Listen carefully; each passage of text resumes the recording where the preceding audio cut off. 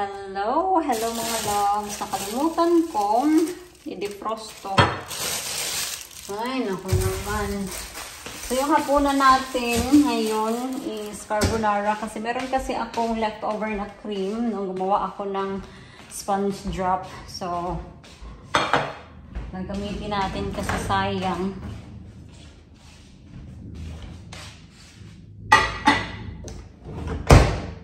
Defrosted. Defrost natin. So, maghihiwa lang ako ng ham. Yan, ito na yung ham. Yan. Ano pa naman dito? 3:35 ng hapon. So, medyo maaga-aga pa. Buti nga naalala ko yung tinapay para gawin kong garlic bread. Oops. Meron tumatawag.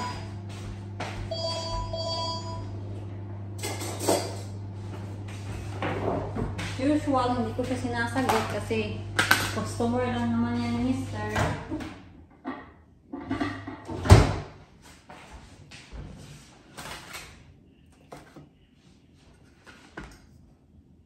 So, ayun, wala akong mushroom. Ginamit ko kasi lahat yung mushroom kahapon. Never mind.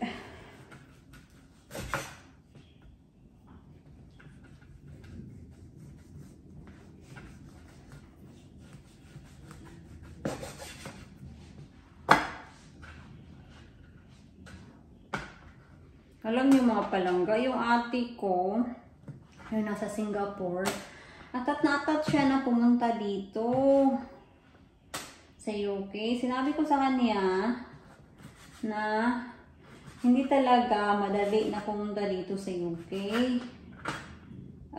Kasi, sabi kasi niya na papuntahin ko siya dito as a waitress or like mga dishwasher or mga ganun ba mga love. Sabi ko, wala talaga yan. Kung meron man, sobrang hirap makahanap ng sponsor. Kasi diba, for you to be able to work here, kailangan mo ng sponsor. So, yung sponsor, siya yung magbibigay ng trabaho mo, yung accommodation and all that. So, madali lang makahanap ng sponsor dito pag nurse, doktor, mga mga related siya sa healthcare. And mahirap din kasi dito sa amin kasi, of course, we are in the countryside. Wala masyadong malalaking company tulad ng London, hindi tulad ng London ba.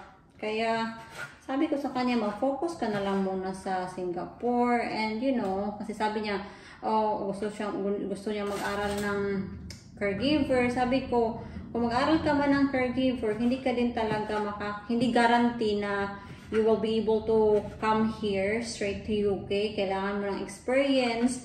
So, kung mag-aral ka man ng caregiver, ang pathway na gagawin natin, sabi ko sa kanya, is mag-aral ka ng caregiver, tapos mag-apply ka sa ibang bansa as a caregiver. Then, pag malapit ka nang matapos sa contract mo, you can have a look in here. So, yun yung sabi ko sa kanya. Pero, parang hindi niya naiintindihan ba? I don't want her to think na I'm just saying all these things. Ayaw ko siyang tulungan and all that.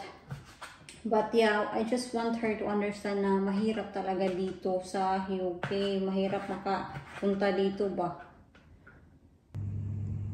So, ito na yung garlic bread na ginawa ko. Ayan. So, napapainit lang ako ng mantika mga loves para prituhin yung ham. Yan o. At yung Swedish meatballs, nilagay ko na din sa oven. Nakalimutan ko kasing i-defrost kaya medyo, it will take 20 minutes pa yan para maluto.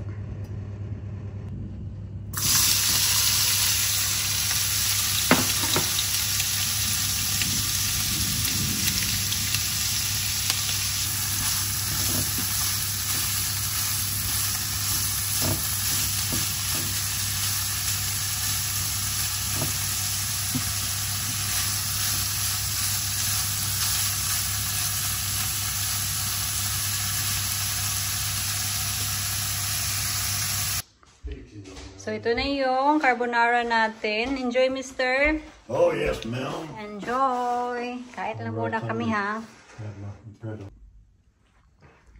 Tingnan nyo yan, mga loves. I wonder what's happening over there. Doon. Sobrang white. It looks like it's fogging a lot, or is that rain? Yes, hello? You're home? Nakauwi na si Mr. kasi pinapunta ko siya sa village shop para bumili ng ilang sangkap. Where are you? You're in the toilet. So, ito na. Sana yung tripod ko. Wait lang ha. Lagay ko kayo sa tripod. Need a lip in the shower tray. Okay. I got milk. 2 milk. Yan. 3 in 1. Ayaw po niyang bilhin. How much is the foil? This is a small one only. $1.99. Ano lang, 7.5 meters. Unlike, how much, how many? 30. Oh, 30. But it's like 5 something, isn't it? 5 pounds and 7, is it not? Pineapple chunks. And then egg. Large eggs. Large eggs. Very large. Oh yeah, very good. Thank you, mister. I'm just gonna put it in the fridge. And then I'll give you a lift.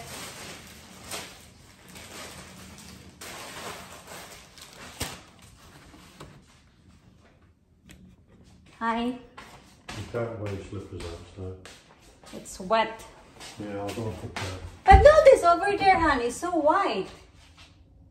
What's white? You know where you can see the windmill?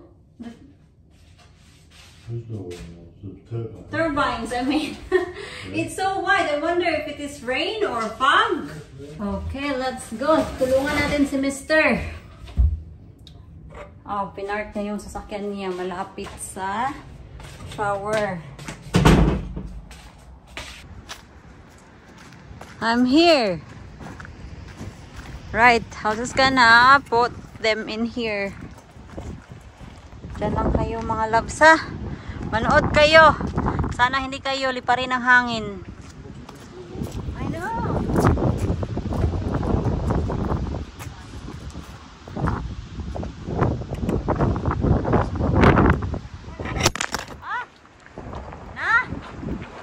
Wait ha. Here. Ay, nako naman talaga. Sinasabi ko na nga ba. Yan. Sheltered na kayo dyan.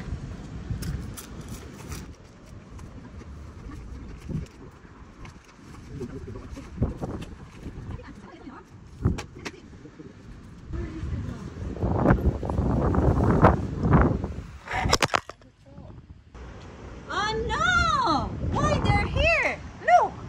I put it in that side. I'm just gonna show.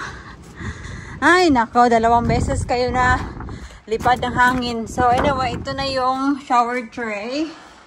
Yan, mabigat ha? I wonder how heavy is this, John? It looks small in the, in the camera, but malaki siya mga palangga. At sobrang bigat.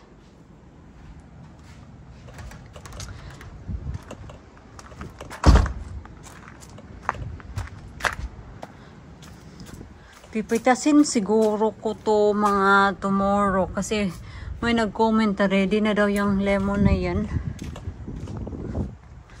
Right, I'm going inside ha. Bye-bye, thank you. Ay, naku mga loves, umaambo na naman. Walang tigil talaga yung ulan ba, nako. Sa Pilipinas, sobrang init. Kasi kausap ko yung nanay ko kanina and sobrang init to talaga sa Pilipinas. Walang pahinga, iinit.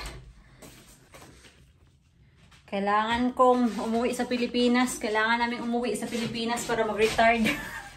Tara na, mag-retard na tayo. Hindi pa nga nakasimulang magtrabaho, mag-retard na. Gusto ko mag-retire talaga sa Pilipinas, mga palangga. Yan yung plan. Mga 50-50 lang siguro ako dito. 6 months dito sa UK, din tapos 6 months sa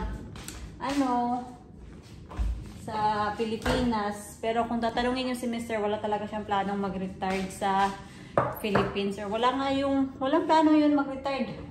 Sabi niya, he will work until he drop. Yun yung sabi niya. Kaya ayun, wala tayong magagawa.